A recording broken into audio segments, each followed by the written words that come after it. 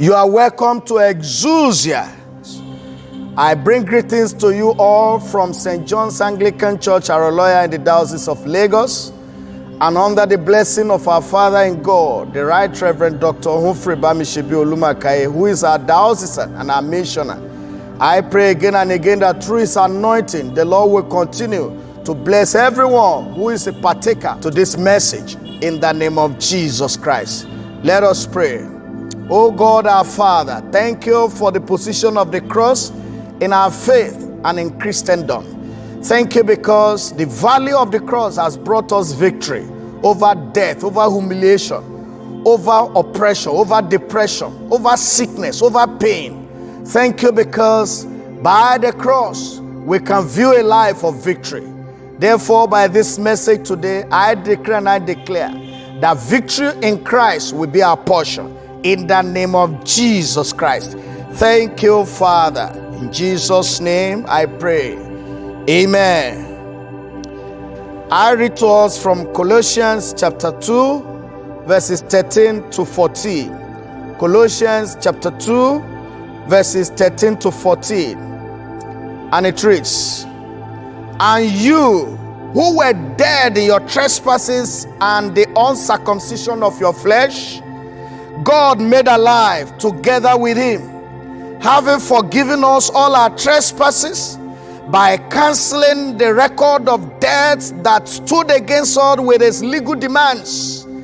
This he set aside, nailing it to the cross." Nailing it to the cross.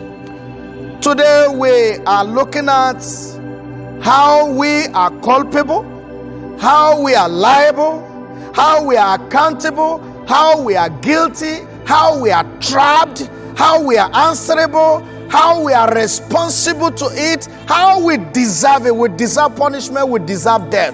But Jesus took everything and nailed it to the cross. He took our pains. He took our shortcomings, all our shortfall, all our excesses. He took everything and nailed them to the cross so that we can be free. The load of sin that we carry, God nailed them to the cross. He forgave all our trespasses, not one, not two, but all, everything. He forgave us. Therefore, by the reason of the cross, all the sins of our lives are terminated by the cross in the name of Jesus. So Jesus took your position. And that is why you can overcome and you can survive the poison that had killed other people. Don't you know? It is not because of your smartness. Don't you know? Other people have died in that same trouble. Other people have died in that same thing that you survived, but you survived it. So you didn't know this before, and that is why you thought you are a hero. You are powerful. No, it's not because you are powerful, not that you are smart, but because Jesus forgive us. In Hebrews chapter 10 verse 26, it says, "For if we go on sinning deliberately after receiving the knowledge of truth, there no longer remains sacrifice for sin." Yes, for those of us who thought it is by our power, it is by our strength, it is by our smartness, no, God forgave us. And because God has forgiven us, don't go away again, don't go along again, don't go ahead again to commit that sin. Otherwise, it could be dangerous. And that's why Hebrews 10:26 had mentioned this, that if we go on sinning deliberately, no other sacrifice for sin, rather than to face the judgment of God. I pray for you, God's judgment will never come upon you in the name of Jesus. Amen. Some people actually thought that they are smart. With self-indulgence, they go about committing immoralities, and they still lead in church services. They are still leading hymns and leading choruses in churches. As long as they are not caught, they thought they are smart. Listen to me, brethren. It is not because you are smart. It is just that God has taken your place to die for you. God has taken your place to be humiliated. God has taken your place to suffer for you. God has taken your place to be reviled. God has taken your place to be burdened on your behalf. In mathematics, there is what is called substitution by elimination. And that was what Jesus did. Jesus was eliminated for us. Any attempt to go further may incur the wrath of God. Therefore, stop patronizing those ugly places. Stop patronizing brothel. Stop going home late at night. Some of us enjoy staying late at night in joyful bars.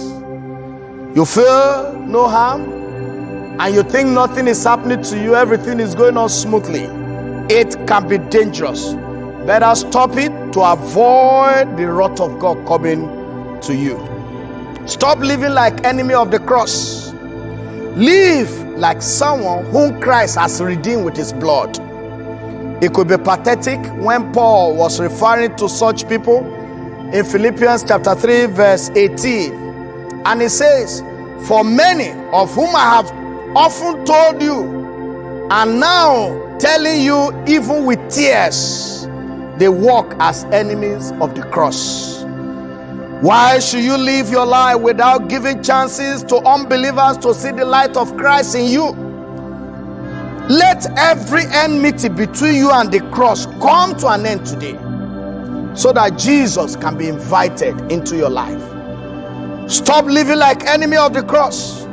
Stop living as if you have never come across church in your life.